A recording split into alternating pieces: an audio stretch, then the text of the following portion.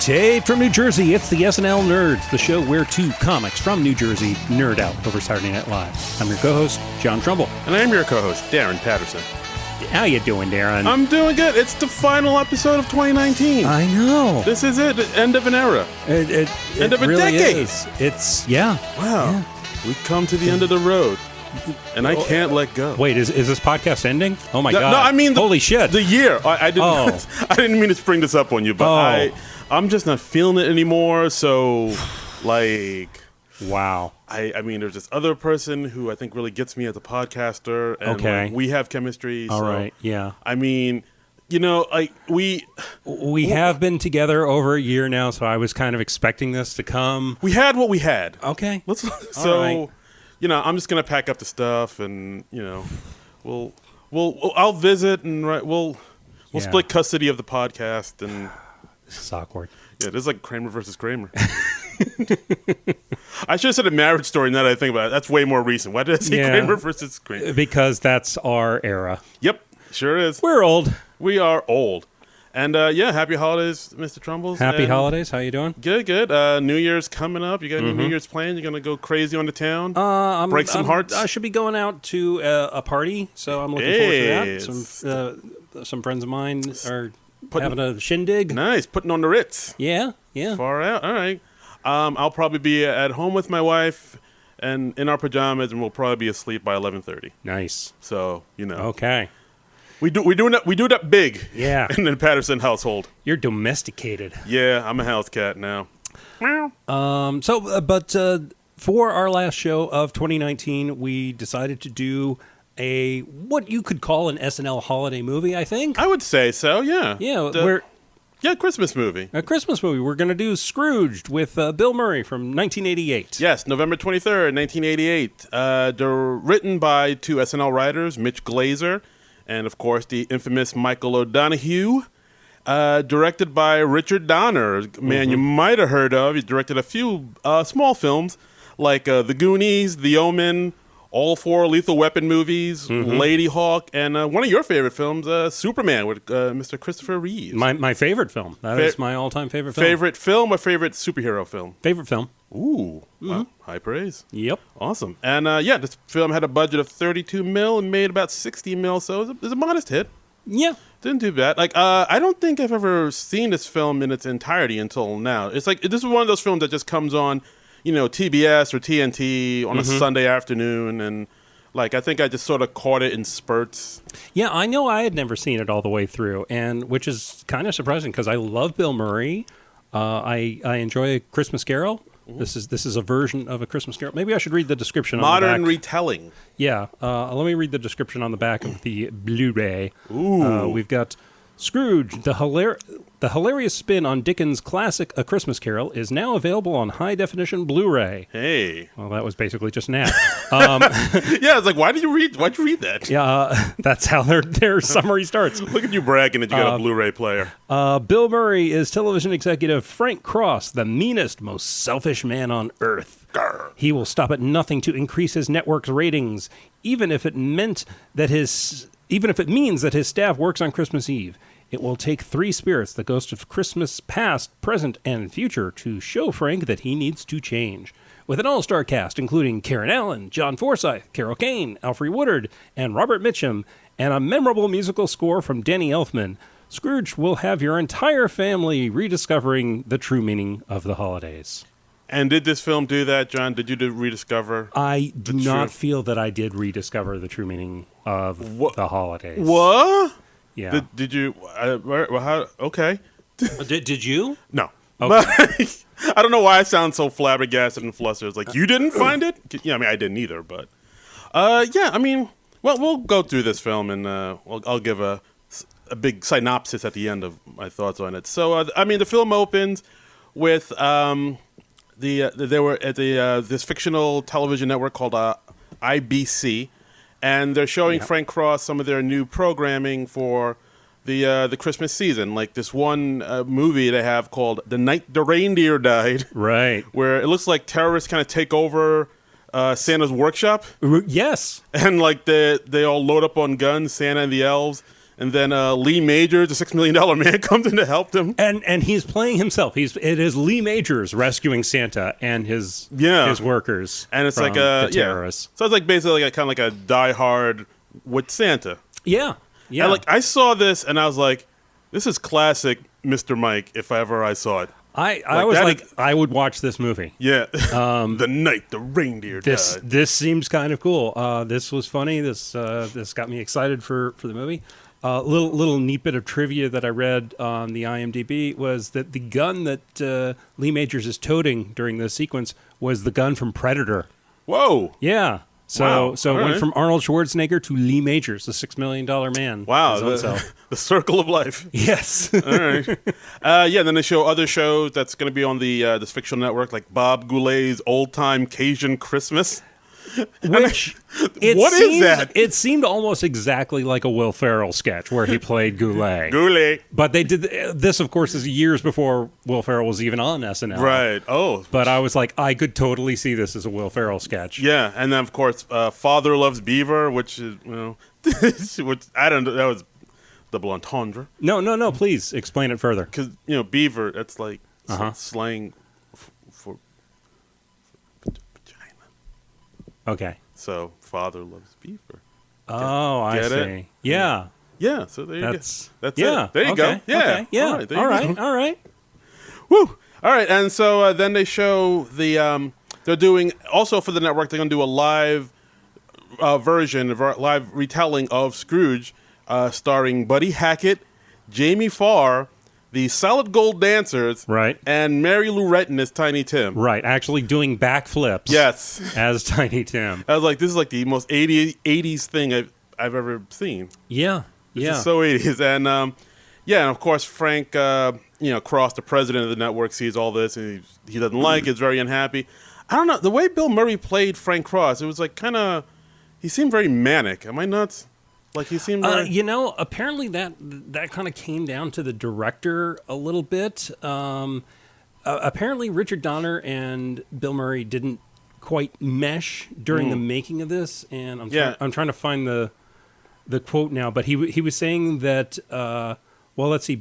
Richard Donner discussed Bill Murray's penchant for improvisation and described the experience of directing Murray as follows: "It's like standing on 42nd Street and Broadway, and the lights are out, and you're the traffic cop." Ooh. Okay. And Bill Murray had a quote about how Donner always wanted him to do everything.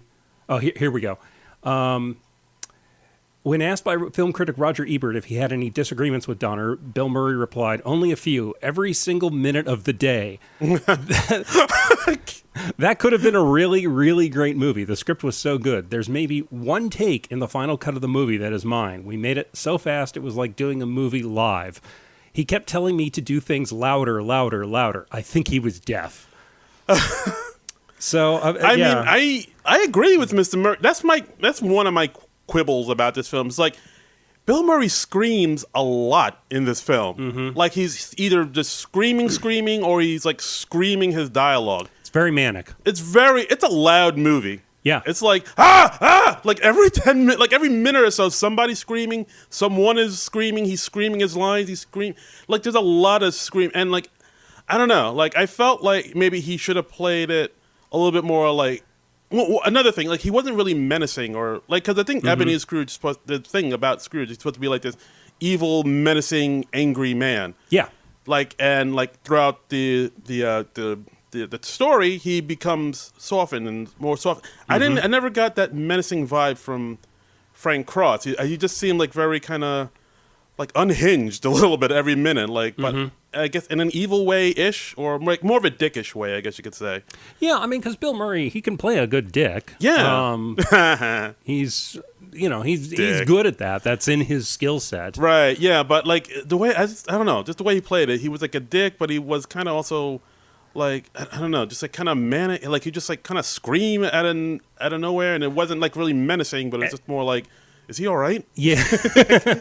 and like, I mean, after he's shown these promos at the beginning, he's like, "Oh, I don't like the promo for Scrooge. We should do a new thing that I prepared this alternate promo, and that's going to scare people into viewing it. Like Right. you feel like something is going to happen to you if you don't watch this, and it literally ends with a nuclear blast. Yeah, and they go into other things like disease and vehicular homicide and stuff. Like they show like a guy shooting somebody from a car with a shotgun. Like all these things scaring you to watch Scrooge. And it has nothing to do with Christmas. No, not at all. Scrooge or Christmas Carol or. Like kind of Fox Newsy. Yeah, first I thought it was weird that apparently these promos that we as the audience just saw are already running, and then so why are they just now showing him to the president of the network? I don't know. And why is he like, oh, we should change this ad campaign, and it's like literally days before this airs. It was weird. It was a little weird. So I mean, of course, this movie has a big conceptual hole at the center of it. You don't say. I'm saying. Yeah.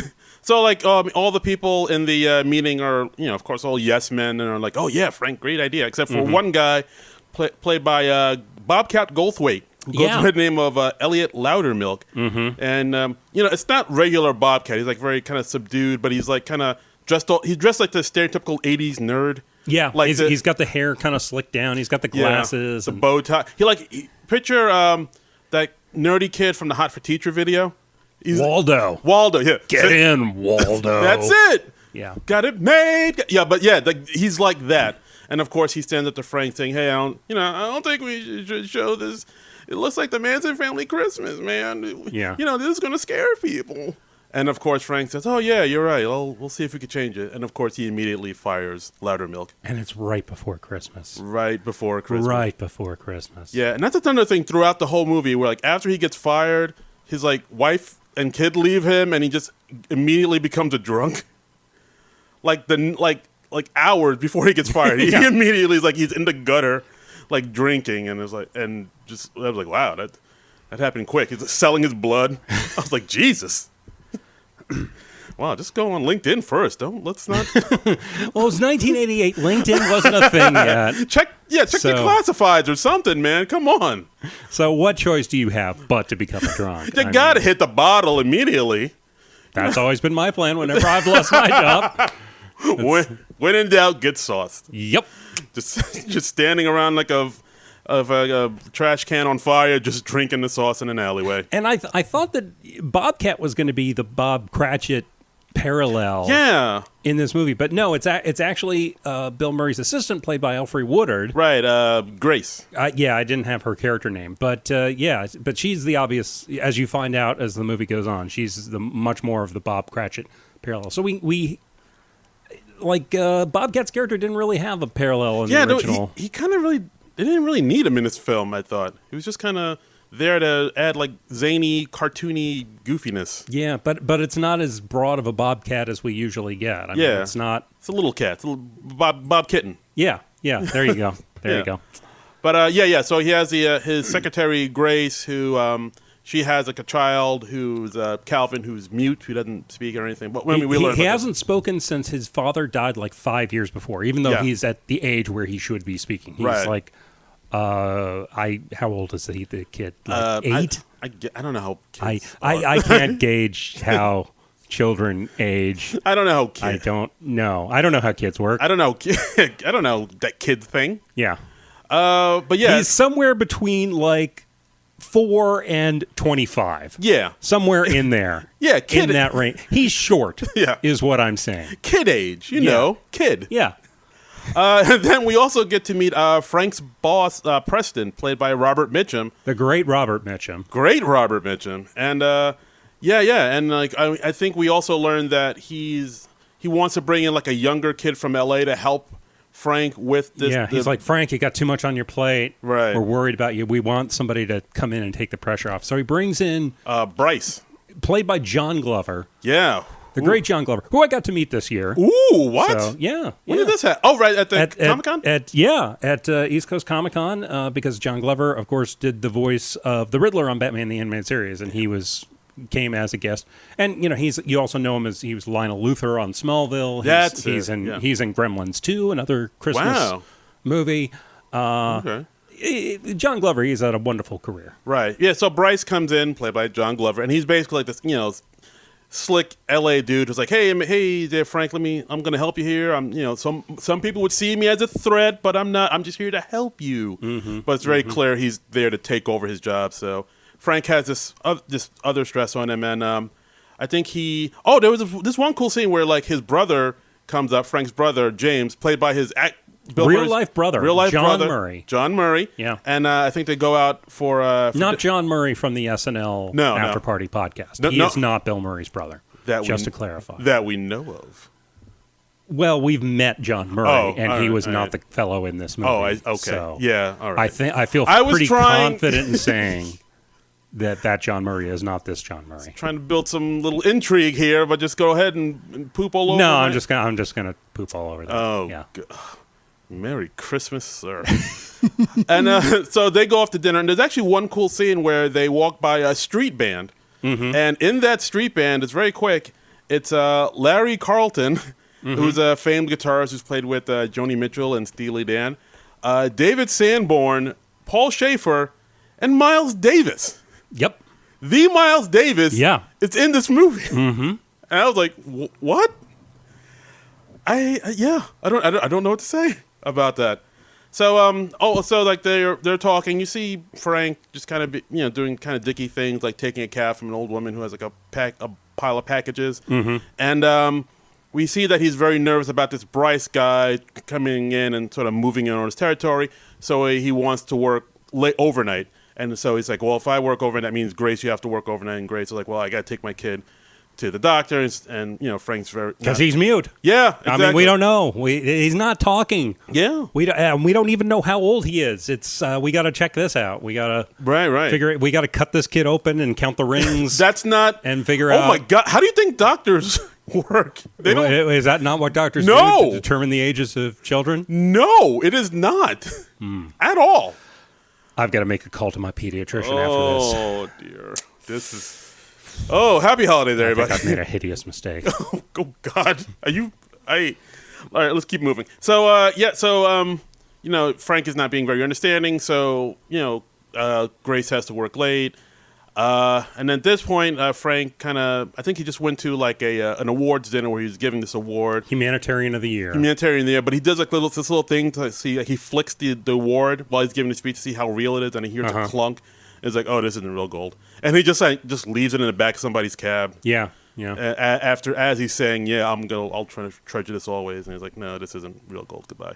So he's back in his office, and he's visited by the Jacob Marley type of character, his old boss, Lou Hayward, played by John Forsythe. John Forsythe from Dynasty, I guess is what he's best known for. Yeah, I knew he's from something. I didn't know. Yeah. Okay. But the thing, really impressive makeup on him too. Yeah, they made him look like a decaying corpse. I mean, he's got like skin flaking off. He's all gray and it was ghostly it's pretty gross. Yeah, and he's dressed like he's playing golf because he died. He had a heart attack while he was on the links. And so his old boss named Lou Hayward, who died years and years ago, saying you're being kind of a dick. You're gonna, you need to change your ways. You need to stop being a dick. Exactly.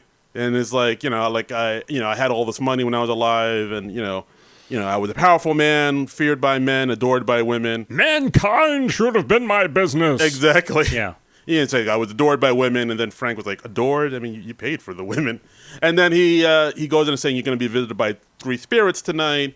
Because you need to change your ways. Yada, yada, yada. Exactly. You know the spiel. We're going to Christmas Carol. We're going to get old Christmas Carol up in this business. Yeah, while he's preparing for the Christmas Carol that's going to show on his network. Yeah. See? Which is kind of weird because he's preparing this adaptation of A Christmas Carol, and yet he never comments over the course of the story, hey, you're doing A Christmas Carol to me. You'd think they would do that, but they don't. Maybe don't. He doesn't see the irony. Maybe it seems likely maybe he's never read A Christmas Carol. He doesn't know about it, so maybe the parallels are just lost on him. That would explain the ad he put out, the promo he put out, like how maybe he doesn't even know this. Who knows? Wow, look at us peeling back the layers. I don't know. Nice. So after Lou Hayward scares him, he wakes up and he finds out it seems like somebody called his phone to his old flame Claire, Yeah. played by Karen Allen. Claire Phillips. Karen Allen, who you know from Raiders of the Lost Ark and Animal House. And Yeah. Yeah. Yeah. And so he picks up the phone and says, Claire, and I know I haven't talked to you in 15 years, but I feel like I need to talk to you or see you. Because he's all freaked out. Yeah, The whole he's all ghost flustered. thing. Yeah. And, honestly, it seemed like this movie took kind of forever to get going. It took a bit. Like, I mean, they were trying to do like all the backstory and whatnot. Yeah, I mean, I was just like, okay, we're 30 minutes in, and he still hasn't met any ghosts beyond the John Forsythe thing. Right. You know, most adaptations of A Christmas Carol, by minute like 15 or 20, we're well into it. Yeah, I think There's a lot of setup in this movie, is what I'm saying. Yeah, it's a good amount of setup. So anyway, he had the dinner with Bryce and his boss Preston, and of course, you know, he sees that Bryce is a threat to him, but like he's still trying to keep it together, but he's still freaked out about, you know, what his old dead boss said, like, oh, you're going to be visited by ghosts. The first one's going to come out tomorrow at noon. Yeah, and he has this morning or lunch meeting, whichever it is. Right, and he's freaking out. He sees images that aren't there, like he sees an eyeball in his shot glass of drinking. Yeah, and he sees like a guy doing baked Alaska, but Frank sees it as the waiter being on fire. Yeah, like that Rage Against the Machine album cover. Sure. Yep. I'm sure that's based on something, but I just think it's the Rage Against the Machine album cover. And so he's like, oh, I got to get out and get some water. But as he's on his way out, he takes like a thing of water and douses the guy who he thinks is on fire with it. Yeah. And you know, of course, the guy's not on fire. Nope. And then he makes his joke like, "Oh, I'm sorry. I thought you were Richard Pryor," which that was pretty funny. If that was big old Freemason joke right in the middle of our Christmas movie. I was like, that had to have been a Murray improv. That could not have been written in. You know, I don't know if it was. Let me see. It just says that it was on IMDb that it was a reference to an event in Pryor's life when while freebasing cocaine, he accidentally set himself on fire and ran down a busy street in Los Angeles. But like Richard Pryor later admitted, that was actually a suicide attempt. Oh, Jesus. So perfect for a Christmas movie. It's dark, you guys. I laughed, but then after I laughed, I was like, wow, that's a really dark joke to make. Yikes. And also, and I don't know how many years ago in the past that was. That was sometime in the early 80s he did that? It wasn't that long ago. Yeah. Within a decade. Yeah, I would say so. And so anyway, there's also this one quick thing where as Murray like leaves the place to get some fresh air, he like slips and falls. Yeah. And like that wasn't planned. He actually did slip and fall, and they just left it in, right? That is what I read, yes. It is said to have been unscripted and a genuine accident, and apparently it was due to the stairs still being wet after splashing the waiter with water. And so Bill Murray lost his footing and just went boom, slipped and kept on going. Yeah, he just like picked himself up and just kept doing that. That's a pro. If I did that, I'd be like, "Ow, my knee! Yeah, cut, my knee hurts." That's how I sound when I'm hurting people. Just right, so this is true. So anyway, Murray, Frank Cross flags down a cab. He gets into the cab and he finds out the cab driver is the ghost of Christmas past, the one who was supposed to meet him. Played by David Johansen. I almost said Buster Poindexter. Well, that is an alter ego of David Johansen. David Johansen, you know, he was like one of the guys in the New York Dolls. Right. You know, big seminal band. Yeah, the punk rock and the punk scene from the old CBGBs from the 70s. Yeah, and in the 80s he developed this alter ego, Buster Poindexter. Yeah, and he had that hot, hot, hot song that was like... Yeah. That's quite a turn for a musician to make. Yeah. It really was. He was like dirty, grungy, androgynous punk rocker. Mm-hmm. And now he's like... He's in the tux and he's got the big pompadour. And yeah, he's like the Stray Cats or whatever. And he's like doing hot, hot, hot, like a song that you can find on like Carnival Cruise ads and stuff. And, you know, honestly, I first became aware of David Johansen as Buster Poindexter in the 80s. Because I was like a young man watching SNL. I remember he was a musical guest on a show hosted by Sigourney Weaver. Ooh. And I had no idea that Buster Poindexter was like a character. Yeah. I mean, I thought that was the real guy. And then I later found out, no, that's actually like his alter ego and his real name's David Johansen. And he had this whole music history beforehand. No, I'm the same way. I've always known him as Buster Poindexter. I didn't know him from the guy from the New York Dolls. I was like, wow. Yeah. That's It's quite a turn you took with your career there, buddy. It was something else. But I mean, it's and because David Johansen, he's playing the Ghost of Christmas Past, he starts leading Bill Murray through the highlights of his life. Right, and like he's like this. He kind of takes with just like this old Brooklyn accent, like like that cab in Who Framed Roger Rabbit, Benny. Yeah, He's like, yeah. "Hey, how you doing, kiddo?" And I thought this was kind of weird because we've got the cab driver leading our main protagonist through the past events of this guy's life. And do you think the guys who made Wired saw Scrooged? And because like Wired, which we covered on an earlier episode of this podcast, it has the ghost of Bill Murray or the ghost of John Belushi being led through highlights of his life by a Puerto Rican cab driver. Yeah, for no reason. Named was it named Angel? I feel like it was. Yeah. Yeah. I tried to forget that movie. And the Wired movie was 1989. This movie was 1988. I mean, I don't know. You think they were inspired by Scrooge too? Maybe. I guess so. I don't know. I just thought it was a weird coincidence. I was like, okay, like two movies in the space of like a year or so. Yeah. I don't know. And leading them through. I don't know. I think we stumbled up on something. We're going to bust this thing wide open. That's right. The truth is out there. But he takes like Bill Murray back to 1955 when he was like 4 years old, and he's like watching TV and his brother and and when we took him back to 55, it looked like he lived in Queens. Like I saw that street. It's like that's very Queensy street. His mom, he was like staring inches away from the TV, just watching the old black and white boob tube. His mom was pregnant with his brother. I think she was smoking too at the same time. Which I was like, 1955. Yeah, that's totally okay. Yeah, cigarettes are fine. They're health. They're like vitamins. Yeah. And his dad came home and was a butcher. His dad, played by Brian Doyle Murray, Bill Murray's brother. Yeah. Your brother plays your dad. Well, it's a flashback, so yeah. I mean, and plus Brian Doyle Murray, he's always looked old. Brian Doyle Murray has always looked like 50. Yeah, like he just came out the womb, retired cop. Yes. Yeah, exactly. I've seen so many things on these streets. So and his dad gave him like something from the butcher shop, like a cut of meat. Yeah. And he's like, oh, I was hoping to get like a toy train or something. Yeah. And the dad was like, oh yeah, you kids today. Oh, I didn't hear nothing but complaints from you guys.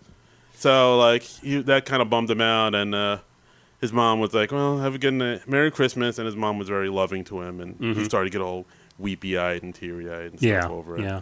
And then we flash forward to like 68, 1968, where Bill Murray, he's like working at the station, the IBC, was that the station? Yes, IBC. And he's like working in the mailroom, and they're having a big Christmas party, and we get to see Bill Murray in a bad wig, very bad, where he's. Even though it's like the late 60s, his hair is very mullety. Yeah, it's like a Michael Bolton. It's basically Bill Murray's regular hair, but just longer in the back, like down to his shoulders. Yeah, it's wild, man. It's I don't know if anyone was actually wearing their hair like that in 1968, but I don't think they.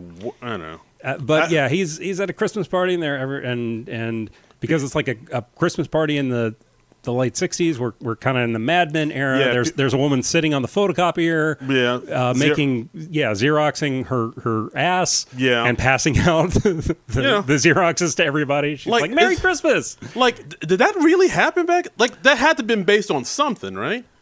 I mean, I haven't been to many office Christmas parties, but like every time I hear about them, I hear like people get wild and crazy and hook up and drunk and do blow. I mean, yeah, that was the cliche, was that everybody would like tie one on at the office Christmas party, and they'd hook up with a secretary or something. I was like, I guess. Now my understanding of this is just drawn from like old Playboy cartoons and that sort of thing. Ooh, Rendy. So I guess that had some basis in truth. I don't know. Okay. I don't know how accurate Man-Med actually was. Yeah, it's like, is that based on truth, or is that based on actual like people's wishes that would like, oh, I wish I'd hook up with? It's probably a mixture of that. Yeah, and like the secretary kind of hits on Bill Murray, and she's like, hey, I'll stay and have a party. And we'll go out and have some Chinese food. And Bill Murray's like, he's busy working at the party. Right. He's like, well, but Chinese food's not supposed to be good for you. So, and of course the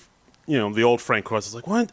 oh my God, it's like she's hitting on you. Go, I'm such an idiot. Why didn't I go for that? Yeah. And then the ghost saying, no, that's not for you. This is for you. And then he goes and he sees that how Frank Cross and his old flame Claire met. Like she was coming out of a store, and she actually hits him in the face with a door. With a door, right? Yeah. Exactly. And he's like kind of gets the wind knocked out of him. He's not out cold, but he's like groggy. Right. And her pet name for him was Lumpy, and that's how that arose. Exactly. Yeah, because there was a brief scene earlier where Karen Allen comes by the TV station. All right, she come by the TV station. I haven't seen you in forever, Lumpy, and she's just calling him Lumpy, and then we don't find out until this flashback that's how that happened. Got the name Lumpy. They had a little meet cute. Yeah. So and through that, they really he really fell for her, and they got together. Literally and figuratively. Yeah. Oh, hey, I didn't even mean to do that. Yeah. Happy holidays. And then we move forward to 1969, and they're having a Merry Christmas together. 69? Yeah, that's what I said. Right. Yeah. Okay.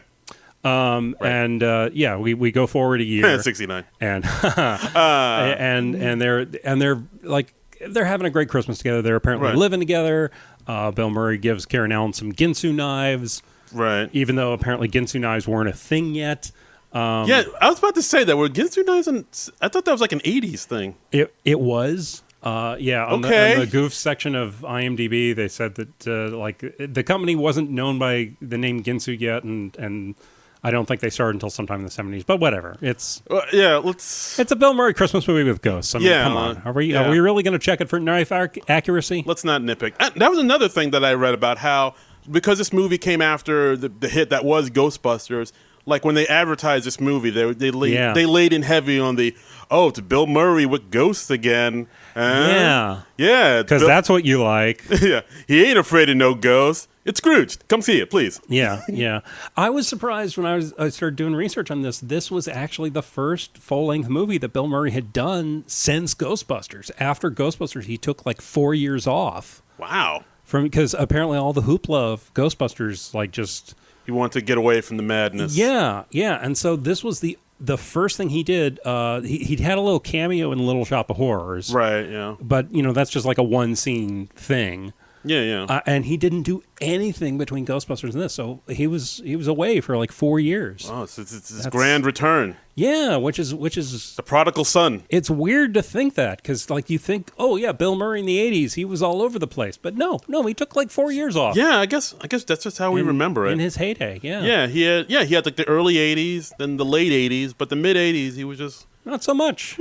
Not so much. Interesting. Because he shot the Razor's Edge before Ghostbusters. Right. And Razor's Edge came out after Ghostbusters, I believe, and did not do too well because nobody was terribly interested in seeing Bill Murray do a straight part. I have not seen the Razor's Edge. I feel like I should. I hear it's all right. Saw it in school. It's all right. Okay. All right, man. Yeah. Okay. Yeah. Well, that ringing endorsement doesn't make me... Well, I mean, I haven't seen it in like 30 years, so I'm working on vague memories. Gotcha. It's basically him traveling around the world in the World War I era, trying to find the meaning of life.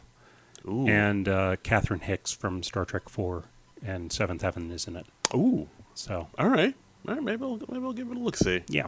Cool. All right. Wait, where the hell were we? We're still in the Ghost of Christmas Past. He's having a happy life with Karen Allen. Then we go forward to 1971. Right. And Bill Murray he still has the hideous mullet. Pretty bad. He's now playing Frisbee the dog on a kids show. He's in a big dog suit. Right. And then the president. Was it? It was John Forsythe. Lou Hayward. Yeah, John Forsythe comes around and he's like, "Hey, I like the cut of your jib, Mister. You should come on out to dinner with me and my wife on Christmas Eve." They got Moxie Kid, but the wife is out of town, so he's bringing the hot young secretary. Yeah, as you do. He's a bit. Because again, 1971, totally okay. It was a different time. It was a different time. It was a pre-Me Too era. Yeah, you could totally do that sort of thing. Yeah, it was cool, and man. And you were still a respectable person. He was like, "Hey, yeah, we'll hook up with my friend Harvey Weinstein later." And Jesus. We'll have fun. Yeah. And But Jeffrey Epstein has a place at his. I'm not. You know what? I'm sorry I took it there. I immediately regret that decision. All right, we'll just give a There little laugh for Mr. Epstein and Mr. Weinstein. And Bill Murray's like, hey, this is great. The president's noticing this could be great for my career. Right. And he's like, yeah, I'd love to come out. But Karen Allen comes around and she's like, hey, we're going to have dinner with our friends that we haven't seen in forever. And Right. No, but then Frank's not being very understanding. He's saying, hey, we could see them anytime. Like, this is like a once in a lifetime opportunity. And like, Right. This is about my career here. Like, let's do it. And she's like, she doesn't want to do it. She'd rather spend time with the friends. And he's like, all right, well, look, can you just go and I'll just like, give my excuses to our friends. Exactly. And like, that's sort of, we see the divide. And yeah. And then Claire is like, I think we should take a break from each other. We should take a little time off. And like, he seems to be okay with it, even though he's kind of not. And that's where the ghost of Christmas Past is like, oh, you left Claire for Frisbee the dog? Yeah. I kind of liked the way Buster, and it seemed like Buster, I used to say Buster Poindexter. I seemed like the ghost of Christmas Past and Bill Murray had some really good chemistry there. I really like David Johansen and them. Like, he had some good shots and some good lines. I like this. So he sees what he did in the past, and then he just kind of goes back to his modern, where he is in a modern day. Yep. We see Elliot Loudermilk getting drunker and drunker by the moment. He's giving blood. As you do. LinkedIn is not a thing yet. That's not a thing. What else can you do? I know. Monster Career Builder could have saved this man's life, but it wasn't around. No Indeed.com. Yeah. So no internet yet. I mean, it's a How did people get jobs back then? I don't know. Jeez. They looked in newspapers and something or newspapers? They were kind of like websites that were printed out on paper and came to your door every day. Huh. Yeah. You don't say. Yeah. I don't know. That's a new Only one with considerably less cyber porn. Huh. Oh. Well, yeah. That's their first mistake. I know. That's where they went wrong. Yeah. So then Frank is still pretty shaken about seeing his past. So he goes to find Claire. She works at the local shelter. She's running a homeless shelter. And Frank, he gets to know some of the homeless people there. One of them is played by the great character actor Michael J. Pollard, who I believe just passed away this year. Oh, geez. I think. Yeah. Oh, I remember. But you remember Michael J. Pollard? He was in Bonnie and Clyde. He was in Roxanne, the Steve Martin movie. Right. It was wonderful. Michael J. Pollard, just wonderful. Chef's kisses. Yes. And we saw the woman, I forget her name, the woman that was in Goonies and was in Throw Mama from the Train. Oh, yeah. Anne Ramsey, I think that's her name. That sounds about right. Yeah. I mean, that makes sense because she was in Goonies and it's directed by Richard Donner. Yeah. So there you go. But yeah, he gets to know the local people of the shelter. Mm-hmm. Frank meets up with Claire. I think she said he wants to reconnect with her, take her out to dinner. Yeah. But she's like, well, I can't right now. I have to take care of these people. And right. Again, and he's like, oh yeah, come on, get away. You can take some time off on Christmas Eve, and other people can handle this. And like people are coming up to Claire. Like, oh, we need you for this thing. They're like little crises there. We need turkeys, and he's like, you can go to the AMP and go get those. Like, it's very obvious she's really needed there, but for some reason Frank's just not getting it. He doesn't really have much empathy yet. He's just like, exactly. I want to spend time with my ex-girlfriend. I want to rekindle things with her, and that is all that matters. He's not really thinking about where she is, what she's doing, and who she's doing it for. Who cares about these homeless people? Whatevs. Yeah. Whatevs. And and he storms off upset, saying like, look, if you have to look out for if you want some advice, you just look out for yourself. You're number one, and very kind of greed is good type of speech. Because again, he's only met one of the three ghosts, so he's not all the way there on his journey. And through this, we're also seeing snippets of the rehearsals for the Buddy Hackett Christmas Carol. Yes, Scrooged. Which honestly, at this point in the movie, I was like, I think I want to be watching the Buddy Hackett Christmas Carol. Buddy Hackett has some acting chops. I was like, I want to see more of this. I'm not quite sure who Jamie Farr was playing. Oh, I mean, was he playing the Marley character or Jacob Marley? Yeah. Okay, all right. So yeah. So I'm trying to find the and the Solid Gold Dancers. And the solid gold, that was insane that they brought in solid gold dancers. And apparently it was the real solid gold dancers. Of course, you can't get some knockoff solid. Well, I thought it was like, when they feature the Rockettes in a movie and they just get some random dancers and they say that they're the Rockettes. But just no, random dancers with good legs. Yeah, but just dancing in unison. I mean, because if they had fake Rockettes, would you know? You probably wouldn't. You don't know the Rockettes by heart. Yeah. I certainly don't know the solid gold dancers by heart. But apparently these were the real solid gold dancers. But their television show had been canceled by the time the movie debuted. Aww. So this was like the last appearance of the solid gold dancers. Solid gold. So let's have a little moment of silence. Yes, absolutely. For the solid gold dancers and all they brought to us.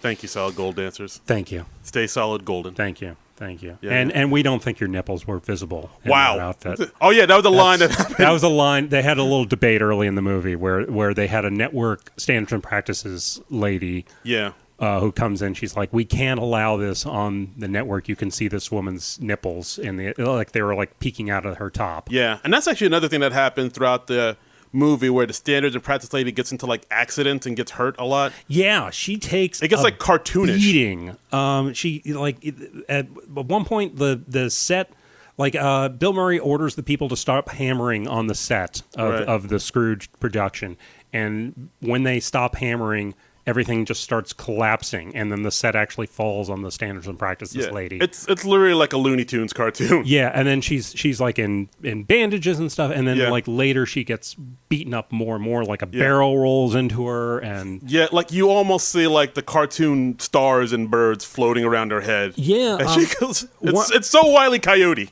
One of our Twitter followers actually said, William Ham.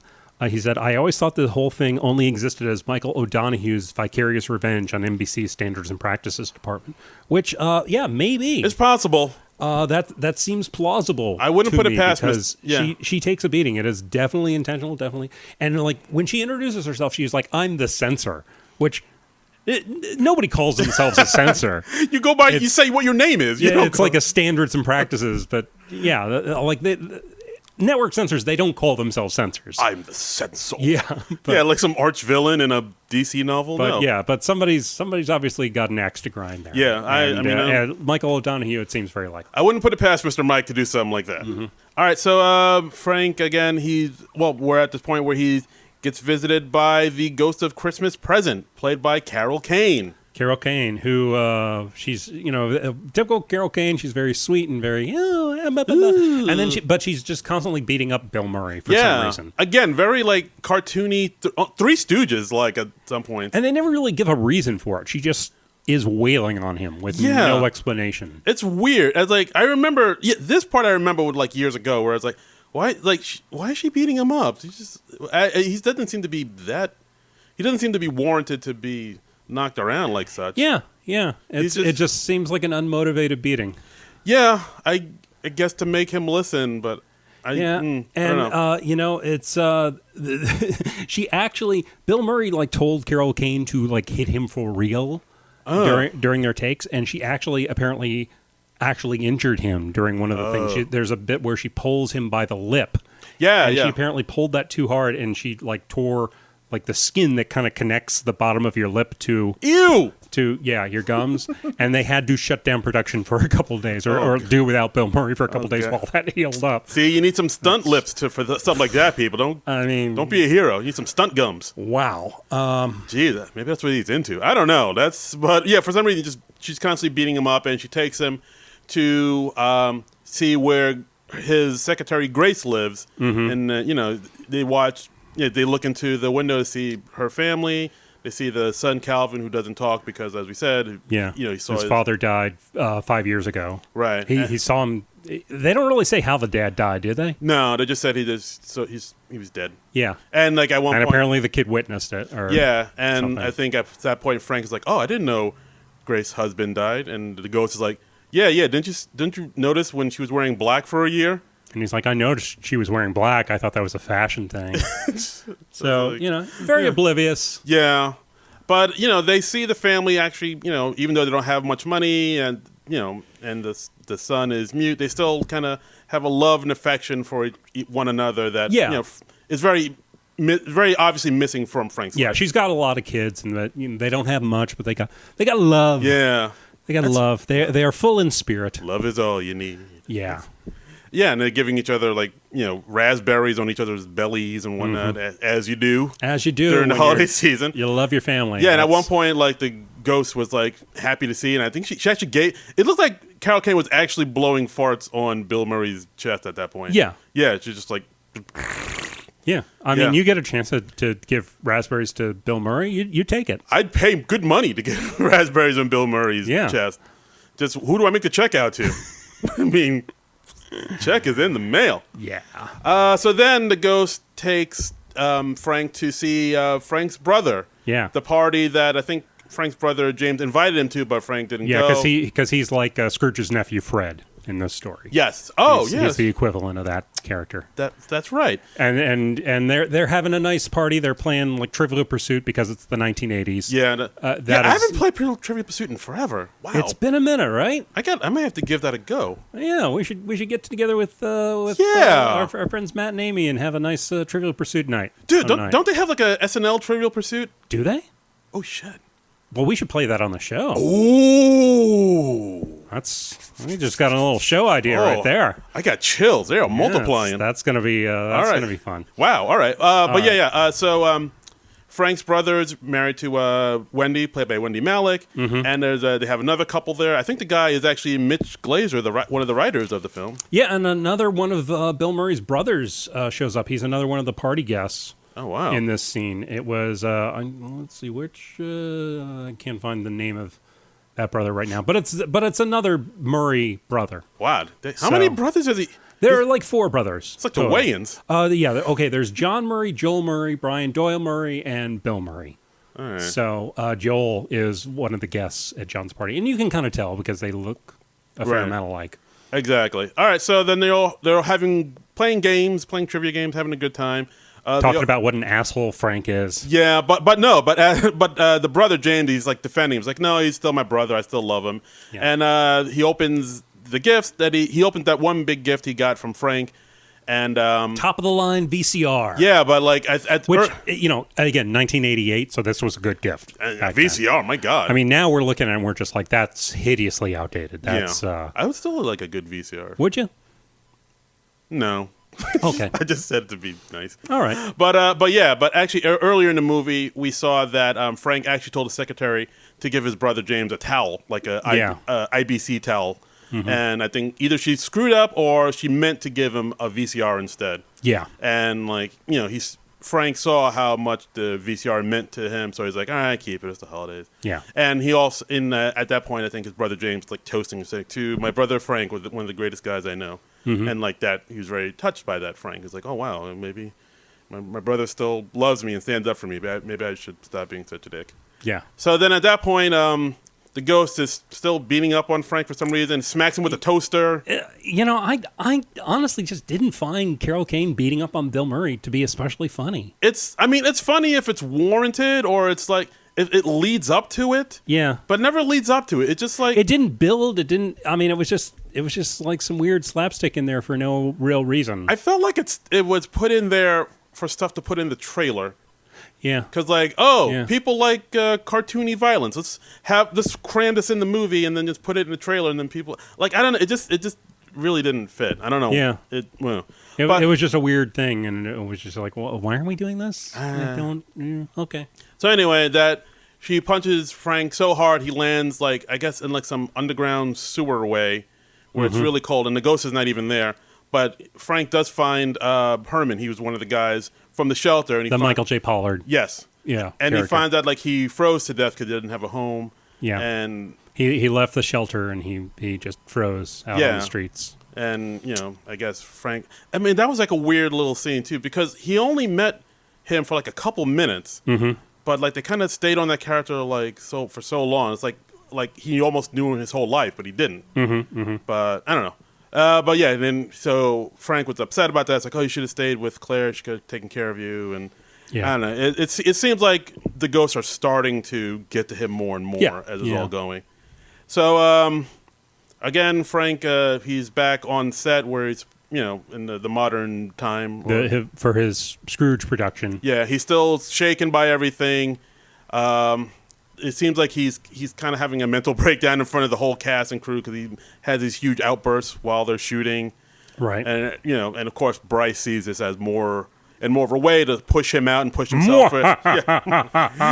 Excellent. Yeah. So, of course, he says, hey, just go upstairs to your office and I'll take care of everything here. And, of course, Bill Murray says, all right, break a leg, everybody. I feel really weird about tonight. I don't know why that line made me laugh. So he goes and he goes to the elevator. The elevator doors open up, and he freaks out because there is the Ghost of Christmas Future in the elevator. Right. But it turns out, no, it's not the real Ghost of Christmas Future. It was just a guy in costume for the production of Scrooge. Right, exactly. And he's like, okay. Yeah, that's all good. Very good. And then he goes to his his fancy office, pours himself a drink. There's like a whole bunch of TV screens where you can see everything. Yep. And then the Ghost of Christmas Future, this really creepy looking, Grim Reaper specter comes out. He almost reaches his hand out of the TV to grab him. Yeah. And that was a neat effect. That was kind of cool. You see like this bank of 9 TVs, and they're all showing the same picture, and then you see the Ghost of Christmas Future come up on all 9 of the TVs. Yeah. But it's not like 9 separate images. It's all one image split among the 9 TVs. That was a nice effect. I enjoyed that. Yeah, that was kind of cool. And he's about to grab, stick his bony hands out of the TV and grab Frank. But as he's about to grab him, Loudermilk comes in with a shotgun. Sudden surprise, Bobcat Goldthwait. Yeah, and he's like, he's gone postal and he's about to take him out. And so he's like, again, very cartoonish. He just like shoots at Frank, and Frank tries to duck, and he runs away, and while Loudermilk just goes postal on him, trying to run away. And he makes this escape into a elevator, and in the elevator we see the real Ghost of Christmas Future in there. Yeah. And he's freaked out, and he sees a bit of his future. It takes him to because we're doing the traditional Christmas Carol thing. We flash forward to his death. Like his coffin is at a crematorium, and right. Well, a few things happen. Well, while he's in the elevator, he goes from floor to floor. The first floor, he gets out and he sees that in the future, Calvin is in a mental institution, right, in a padded room. Because he never spoke, and was just his mom visits him, but she still can't reach him.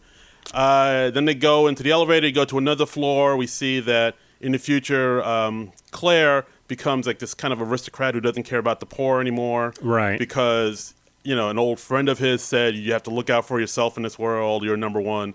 And, she took that to heart, and she just kind of turned her back on the less fortunate. Yeah. Which that really kind of messed up Frank, that he had that effect on her. And then the final scene, he sees that his like you said, in the crematorium, he sees a coffin, his brother, and his brother's wife is there, and he sees like it's him. He's dead, and he's about to be burned alive. The priest is there, played by Michael Donahue. And and suddenly he sees the casket being put into the fire, and as he sees this, suddenly he's in the casket, and he's freaking out. It's like, oh my God, I want to live, I want to live, I want to live. And of course, as he does that, the elevator's doors open, and he's alive, and he has this like kind of. And he's back on the Scrooge set. Yes, newfound respect. No, he's not. No. You're right. I'm leaping ahead. Yeah, because he's in the elevator. He comes out, and he's alive, and he has this newfound respect for life. And of course, there's still Loudermilk there with the shotgun to his face. Right. And he suddenly is like, but he's not scared. He embraces him and he loves him. And again, they go off in this crazy loud. It's a very loud movie. Very loud. They kind of hold hands, and he hugs him and say, like, "I'll hire you back. We triple your salary." And he now Loudermilk is on his side. Right. And so then they go down to where they're shooting the Scrooge special. And he just goes on set. He wants to have this beautiful message to spread to everybody. Yeah, he's going in on the live broadcast. Yes, exactly. And Loudermilk goes into the control room, and he takes it over. Yeah, he holds everybody hostage. Yeah. Which is because what is more Christmassy than holding a TV control room hostage at gunpoint? Yeah. Happy holidays, everybody. That's the true meaning of Christmas, right? Yeah, there. Exactly. I mean, and this part I kind of like, where he has this big speech about how he didn't realize how kind of miserable he was until these ghosts visit him, and he's had to like this change of heart, and like he goes into this kind of big speech about like you can change, you can be better. Like I didn't realize how miserable and upset I was, but now I get it. I'm ready for change. I'm ready for. He makes this big declaration basically about it talks about Claire and how he wants to be with her. He's ready to just be a better man. It's actually a little bit hard. You see like Murray doing some real acting in this scene. I thought Richard Donner, the director, he said like it was during this scene that Bill Murray became a real actor. He was like, I could see him doing like straight parts after this. Absolutely. Like he's doing some stuff. Like there's some parts he was like kind of, it looked like he was like kind of on the verge of a nervous breakdown, but he was actually having like kind of like a breakthrough moment. You see, like he gets a little teary eyed at one point. I was like, oh, look at you, Murray. Look at you, look at you acting. All right, with the acting there. Yeah, exactly. And of course, it kind of ends on that note. Like Claire comes down. Claire makes it to the TV studio in time. She makes it there in like 10 minutes. Well, I mean, there's no traffic on Christmas Day. I guess. Yeah, I guess so. I guess so. Yeah. And it pretty much ends on that note. Like everybody gets together, they sing "Put a Little Love in Your Heart." Yeah. And that's pretty much it. Like and Bill Murray, he like breaks the fourth wall a little bit, and he's like leading a sing along with the people audience in the theater. People in the theater. At one point, he sings "Feed Me, Seymour." He says, which was a nod to Little Shop of Horrors shout out there. Yeah, he'd just done that, and I guess that was a good experience for him. So, yeah, Bill Murray he ad-libbed a fair amount of that speech at the end. I could see that he went off script, as Bill Murray is wont to do. If Bill Murray wants to go off script, you let Bill Murray go off script. I thought those are the best parts of the movie, actually. Yeah. But yeah, so I mean that's pretty much Scrooge. I mean, I know a lot of people love this movie. It has a huge cult following. I mean, I feel a butt coming. I liked it, but I didn't think it was. I thought it was okay. Basically. Yeah, I was frankly a little disappointed by it. I was really looking forward to seeing this movie. I always thought like that this was like some sort of lost gem for me because I was like, oh well, it's Bill Murray in his heyday, and it's a Christmas movie. How could it not be hilarious? And it's got all these other funny people in it, like Carol Kane and Buster Poindexter and David Johansen, Buster Poindexter, John Forsythe, Karen Allen, who I enjoy, the woman from Throw Mama from the Train, right? Bobcat. You said Bob. That Nichols. Solid Gold Dancer's nipples. Like all the greats. All the greats. But it just didn't quite work. I didn't find it too funny, and now I don't know if I would have found it funnier back in the day, right? Like if I'd seen it with the whole audience or something. But watching it by myself in 2019, it didn't really send me. I mean, is it because there were a few things in it that were very 80s? Yeah, like the whole I've talked about throughout the this podcast, like how it's very cartoony at some points. Like the standards and practice person getting, beat up and, just the... by the way, the standards and practices person hooks up with Bobcat. Or with John Glover at the end. Which was a kind of odd scene. Bill Murray, he pulls that mistletoe and he's talking about, and he kisses a Solid Gold Dancer into the mistletoe. Yeah, and apparently that gets... Right before he does his declaration of love for Claire, and apparently that's still fine. That was a little weird. That was a little weird, but... I have a feeling that was an improv that just went... awry. Classic Murray. Yeah. But apparently that kiss was enough to get the standards and practice women all horned up because she goes in and makes out with Bryce, who's all tied up. Yeah. Bobcat tied him up, hog tied him. So, of course, she, I guess, jams her tongue down his throat. It's a weird movie, you guys. It's a weird movie because, nothing says Christmas like forcing yourself on a man who's tied up and can't say no. Yep. Happy holidays,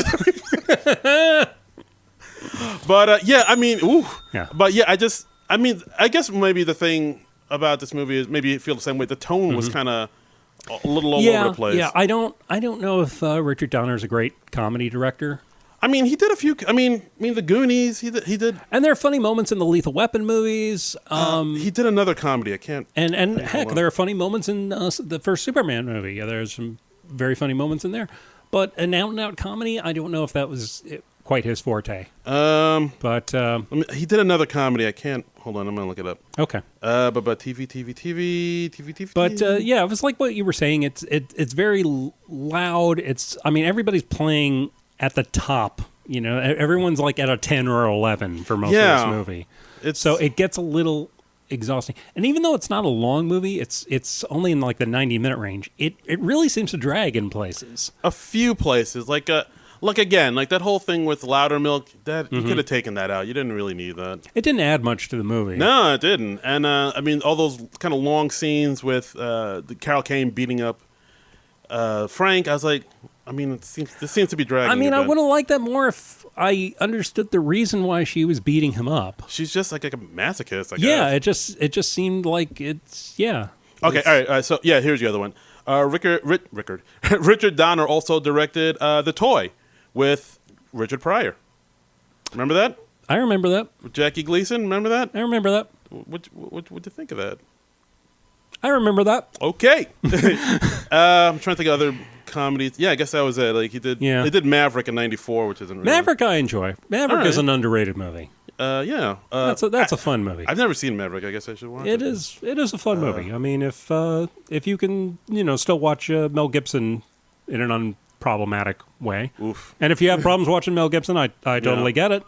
Not telling you how to live your life. Yeah. You can hear that siren. That was the cops coming from Mel Gibson, right? Is that the PC police after us now? Boy, yeah, and he also did Assassin's Conspiracy Theory. Yeah, he hadn't done too many comedies. So. No. But yeah, comedy doesn't seem to be his milieu, as it were. No. But No. yeah, but again, So- like I know a lot of people love this. I mean, we got a lot of tweets about it on the old Twittersburg. Mm-hmm. And we actually put this up on our non-productive Facebook page too. And Oh, we did? Yeah, Okay. well, I did. All right. By we, I mean the royal we. Okay. And like a few of our friends had stuff to say about it as well. Oh, on Twitter, Sarah Fish says, this was one of those movies from the 80s that I got introduced to at a young age where I definitely had no idea what was going on, but somehow still loved. Rewatching as an adult, I realized I barely remembered anything except how much I loved Carol Kane's character. And your sister, Melanie Jasmine, says, great holiday movie to review, very funny, a very sweet ending, Carol Kane and Poindexter were my standouts. So... Oh, okay. Nice. Yeah. So I put it up on our non-productive page. The one and only Frank Blau. He said, "I didn't like this movie as a kid, but I love it now. Besides being a very stupid kid, why do you think that happened?" Yeah. I mean, I think. Well, let's not throw away the whole you being a stupid kid thing right out the bat, Frank Blowy. Shout out to Frank Blowy, the Lorne Michaels of this podcast. And yeah, I mean, if you're young, you probably liked it for.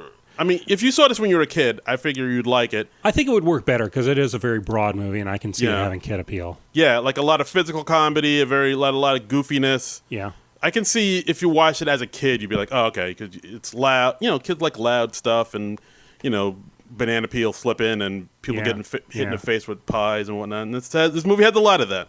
Yeah. We had another friend saying, remarkable they haven't remade this yet. Which actually, that's something else I looked up. It looks like there is talk of this movie being remade. Oh yeah, by one and only Mr. Kevin Hart.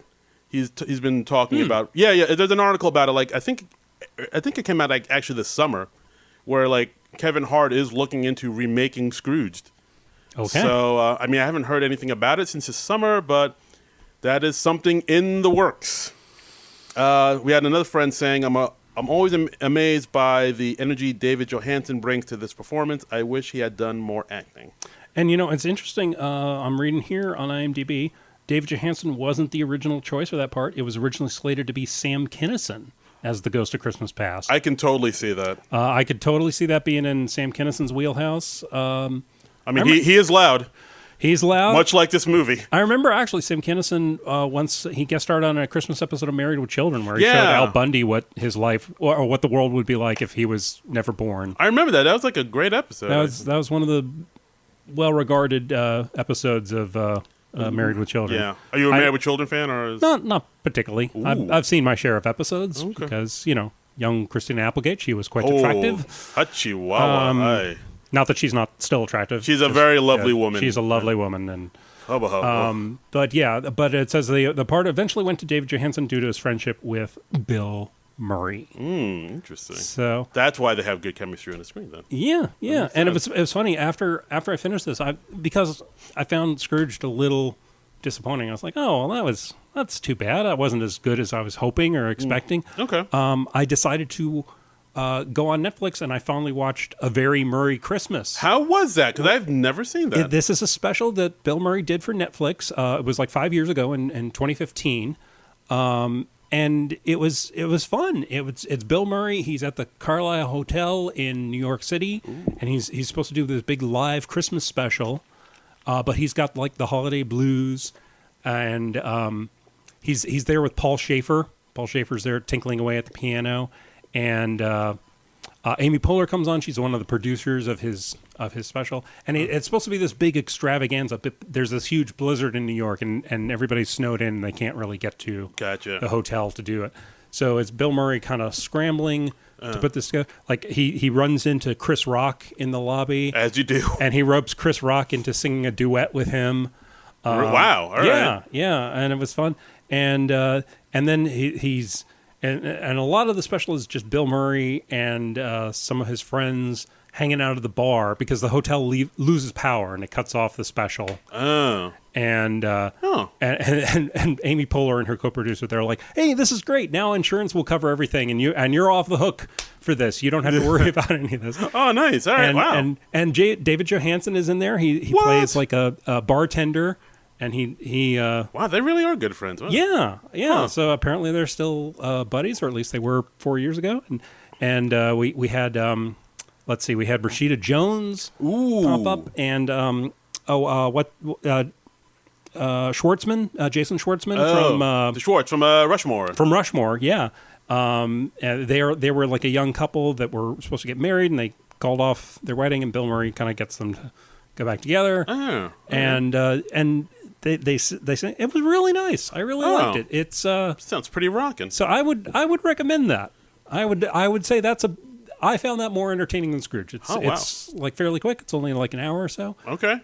Towards the end, we got a little dream sequence with George Clooney and Miley Cyrus. Of course, doing a big Clooney and Cyrus back together again. That's right. That is, people clamoring for Clooney and Cyrus. People have been chomping at the bit for more Clooney and Cyrus.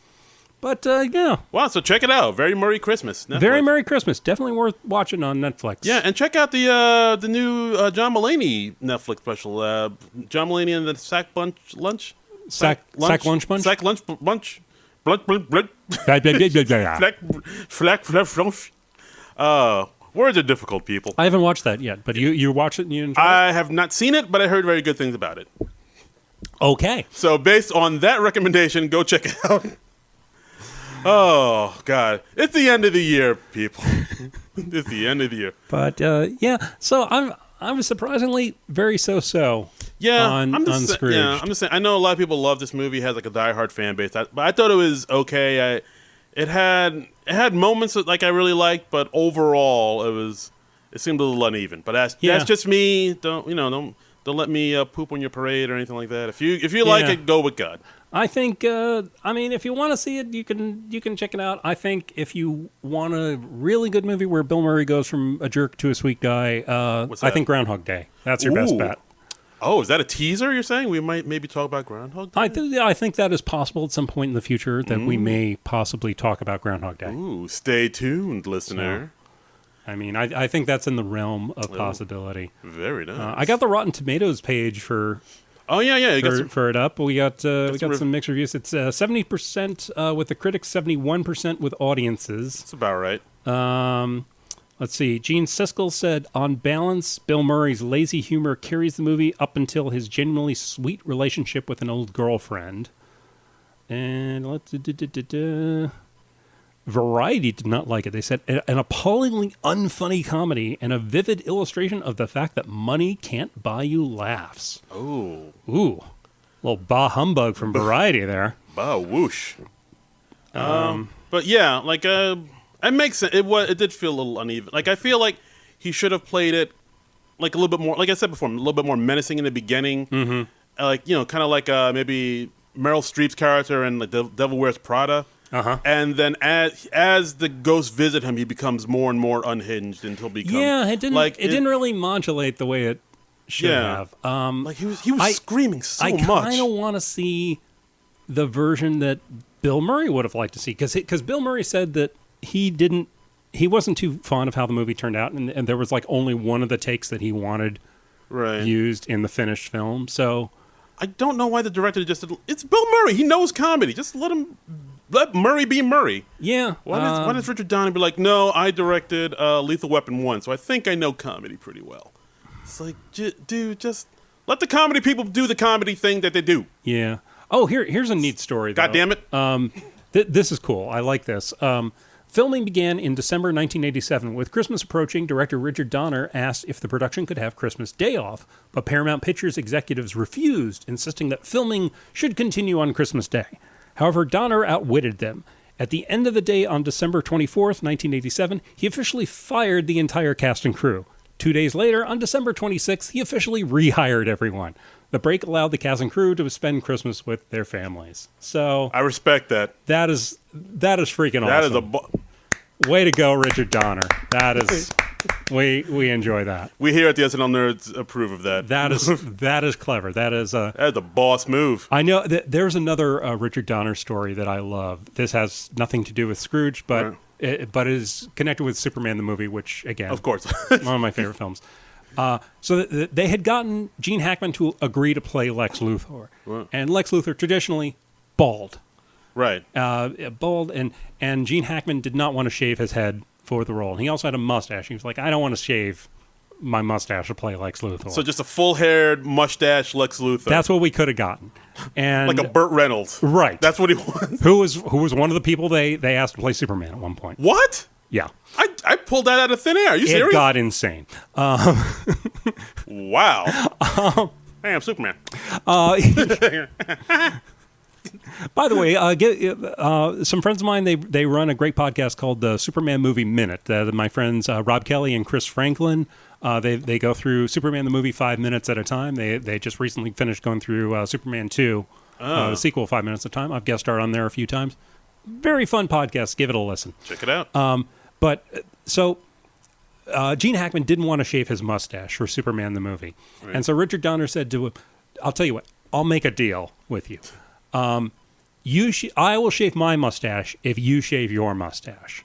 Okay. And Gene Hackman was like, oh, well, okay. I mean, if it means that much to you, I'll do it. So Gene Hackman shows up on set for the first day of filming, and he sees Richard Donner, and he's like, well, you still got your mustache. We had a deal. I shaved mine off. You got to get rid of yours. And Richard Donner was like, oh, right, yeah. And he peels off a fake mustache. Oh. And so he had the makeup department make a fake mustache for him just so he could trick Gene Hackman into shaving off his mustache. And Gene Hackman was like, you magnificent bastard.